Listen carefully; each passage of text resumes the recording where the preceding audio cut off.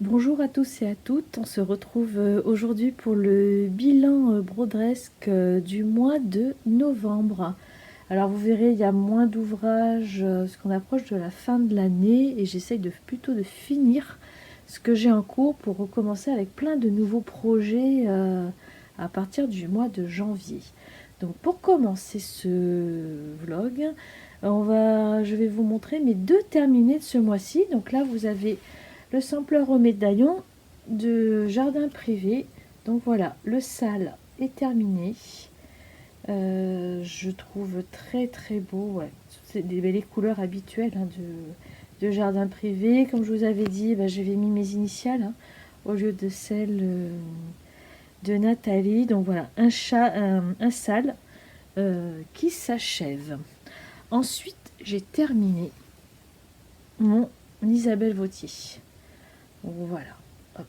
Donc c'est une toile pailletée 14 fils. J'ai utilisé les couleurs préconisées. Donc voici le rendu. Au début, je vous avais dit que j'étais sceptique en fait sur le choix du fil, parce que j'avais plus l'impression que c'était un marron sur l'affiche. Mais au final, voilà, ce rouge très sombre va parfaitement. Donc voici pour les terminés de ce mois-ci. Au niveau des encours, alors il y a d'abord le sale que je mène sur le forum Les Aiguilles en Folie. Donc hop, un sale histoire de lin, donc Noël, voilà aussi le modèle. Noël en rond. Donc là on a préparé, j'ai mis ce matin en ligne la nouvelle étape qui consistait à faire la neige. Donc voilà, je pense que ce soir ou d'ici la semaine prochaine, j'aurai brodé l'étape suivante. Il devrait en rester que deux. Je pense qu'il y aura deux étapes et ça sera fini en fait pour les fêtes de fin d'année.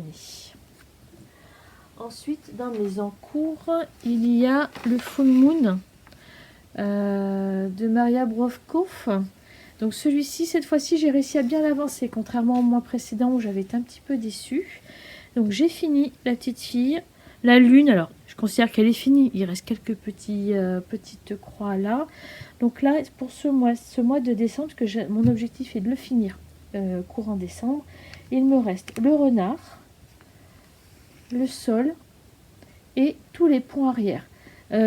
Contrairement à ce qu'il y a sur la fiche, je compte pas faire toutes les petites étoiles autour. Donc voilà, je pense que le plus long, ça va être les points arrière. Et comme beaucoup d'entre vous, je sais pas ce que je préfère le plus. Donc voilà pour les encours qui me restent. Et je n'ai pas tenu. Le mois dernier, j'ai dit que je ne recommencerai rien d'ici la fin de l'année. Et au final, donc voilà. J'ai commencé un petit ouvrage dans le train, parce que j'ai besoin d'occuper mes mains dans le train le matin. Le petit pingouin de Crocette et à Gogo. Donc voici mon avancée de la semaine. Il prend bien forme, il est très très très agréable à broder. Je pense que demain il va me suivre dans mon TGV et on va continuer. Je vais continuer par l'écharpe et après je vais voir si je fais d'abord les contours avant de lui faire son cache-oreille. Voilà, mais déjà il est bien avancé. Il est fait entièrement, il a son petit chocolat chaud dans les mains, donc il manque plus qu'à lui couvrir la tête par la suite. Côté broderie traditionnelle, le chemin de table, du moins les sapins, sont finis. Ça y est, au bout d'une année. Donc voici un petit aperçu d'ensemble des sapins. Bien sûr, je n'ai pas fini le chemin de table en lui-même. Il me reste les 4 angles à faire et les petites fleurs. Là, j'en ai fait une, il manque la deuxième et j'en ai 2 autres ici en rajout. Donc là, les 4 angles, je vais les faire tout doucement au fur et à mesure. Et après, je doublerai pour vraiment mettre en forme le chemin de table. Donc sur la dernière étape, sur l'état 12, il manquait à broder ce sapin-là. J'ai trouvé assez long, alors pas pour tous ces petits points de nœuds, mais plus par rapport aux petites fioritures là en point de tige. Et ce sapin-ci. En broderie traditionnelle, j'ai également fait d'autres broderies ce mois-ci. J'en ai fait 3 petites, mais pour un échange de l'Avent. La personne à qui je fais l'échange, ne sachant pas si elle est inscrite sur la page YouTube, je vous montrerai des photos par contre, mais sur la vidéo du mois de janvier. Côté achat, ce mois-ci, je me suis fait plaisir au salon Création et Savoir-faire qui a commencé mercredi et qui se termine ce soir. J'ai vu énormément de belles choses, mais après il faut savoir être à peu près raisonnable. Donc là j'avais ma petite cagnotte que je faisais depuis une petite année, à défaut d'avoir l'AEF. Donc j'ai d'abord craqué chez Un Chat dans l'Aiguille. J'ai beaucoup de kits en stock, mais je n'avais pas encore de marque-page. Et mon choix s'est porté sur le marque-page Morgane avec des couleurs assez douces. Il sera dans mes projets 2025.